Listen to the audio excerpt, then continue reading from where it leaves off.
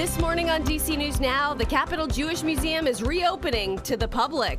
I think it's going to be a very, very heartbreaking. A lot of the museum staff and my colleagues are still very traumatized. The Jewish community mourning the tragic loss of 2 Israeli embassy staffers. Morning clouds to some sun this afternoon, spot showers later this evening. Meteorologist Jackie Layer has the latest on more rain for Friday. And trees and power lines down across the DMV after a very wet day. We're checking in on the cleanup efforts. And a new federal prosecutor officially sworn in. No more tolerance of hatred. No more mercy for criminals. Her promise to tackle violent crime in the district. And the Washington Commanders back on the field. A first look at the team with preseason just around the corner. You're watching the station covering all of the DMV. This is DC News Now.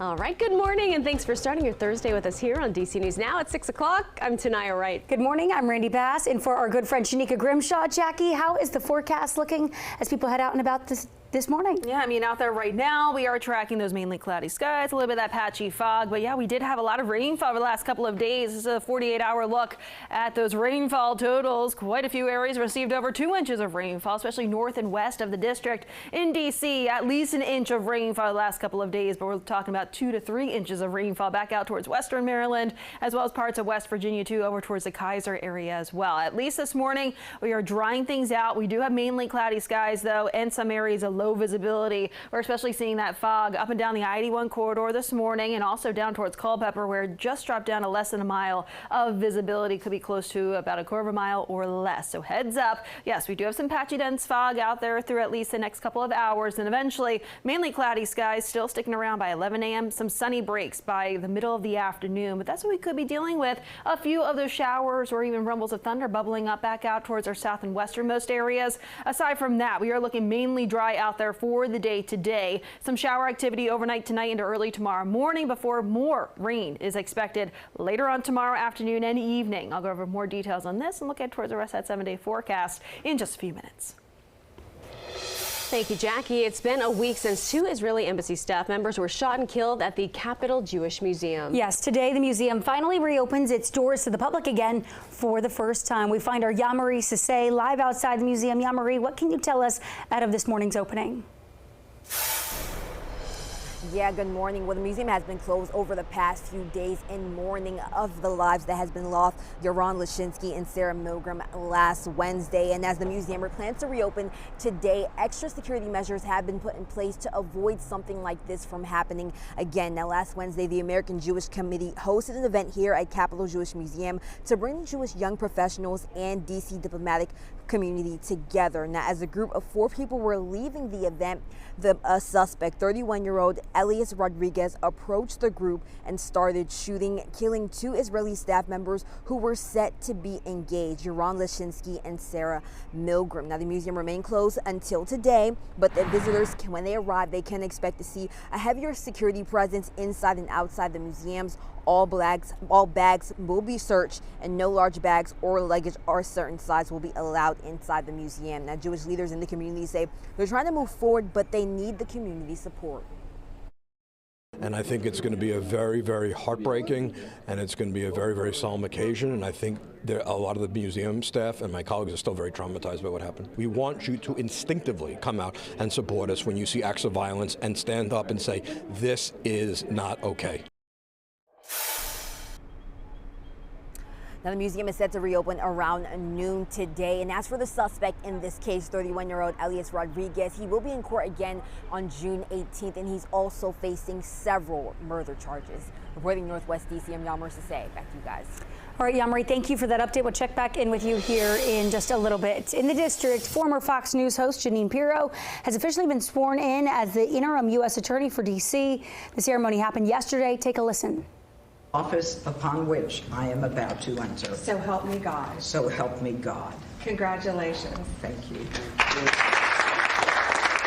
With over a dozen recent shooting deaths in the district, including the attack at the Capitol Jewish Museum last week, Piro says she will not tolerate violence in the district.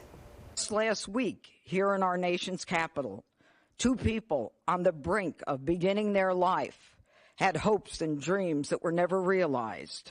Because a cold-blooded murderer made a decision to shoot them down on the streets, we need to send a message that justice will be honored in the District of Columbia. President Trump picked Piro to be the new interim prosecutor earlier this month after pulling Ed Martin from that position. And a new report on the D.C. jail is highlighting more dangers for inmates there and stresses the need for a brand new facility. That is right. This is an update to a 2019 report. The D.C. auditor says it is the latest review found conditions at the facility have deteriorated even more than last time they did this. Now, it also says the building and environment are in worse shape. That includes broken cell doors, locks and keys, and failures to control things like mice, rats, fleas, lice, and mold. In a letter, the auditor urging city council members to create new legislation to improve staffing and training and to replace the jail sooner. The report also says the rate of in-custody deaths at the jail was 3.5 times the national average. Overdose deaths 10 times the national average. Also, in the span of a year, there were 400 use of force incidents by correctional staff. The guards did not have body cameras turned on and activated when they were supposed to. We have reached out to the Department of Corrections for comment. We have not yet heard back. You can read more about the audit's findings on our website at dcnewsnow.com. New details this morning. Billionaire Elon Musk announcing he is leaving his role as a top government advisor to the president. Musk posted on social media saying he is thankful for the opportunity to work with the administration. Musk ran the Department of Government Efficiency, or DOGE, overseeing cuts to the government workforce that led to mass layoffs across the DMV. Also tumbled some agencies into chaos, with multiple lawsuits calling those firings illegal. And the Trump administration is asking a federal judge to dismiss a lawsuit to bring home a wrongly deported Maryland father. Federal lawyers admitted to mistakenly sending Kilmer Abrego Garcia to prison in El Salvador. However, in a new court filing, federal officials say the judge lacks jurisdiction to act on the case because Abrego Garcia is no longer in the U.S. The Supreme Court has ruled the administration must facilitate his return home, but the case sits in limbo. In Maryland, a 16-year-old is accused of breaking into over 100 cars in the Laurel area, along with a few locations in nearby Howard and Anne Arundel counties. Police arrested that teen at his home in Beltsville, Maryland. Officers say they recovered keys to a stolen car that the suspect allegedly used to commit those crimes, along with keys to 25 other cars and other stolen items. Neighbors were shocked to learn about this happening right on their block. It's very hard to believe that only one kid did this. Something has to be done. I don't know what, but I think the parents have to be more involved, and some things has to be done in the community.